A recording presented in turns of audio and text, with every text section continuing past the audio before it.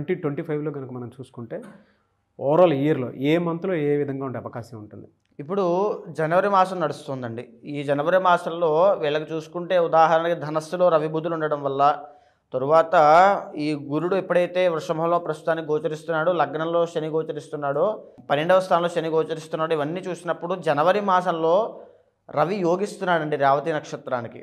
వృత్తి వ్యాపారాలలో ఎవరైతే గవర్నమెంట్ పరంగా వృత్తిలో ఉన్నారో, లేకపోతే ఎవరైతే ఉద్యోగం చేస్తూ ఉన్నారో, లేకపోతే మెడికల్ షాప్స్ అవ్వచ్చు, గోల్డ్ షాప్స్ అవ్వచ్చు, రేవతి నక్షత్రం వాళ్ళు, తర్వాత వ్యాపారాల్లో చిరు వ్యాపారం చిన్న చిన్న వ్యాపారాలు పెట్టుకున్నారో వీళ్ళందరికీ కూడా తిరుగులేనటువంటి అభివృద్ధి, సడన్ గ్రోత్స్ జనవరి మాసంలో కళారంగం వాళ్ళకి, రేవతి నక్షత్రంలో కళారంగం వాళ్ళు చాలా బాగా రాణిస్తారండి.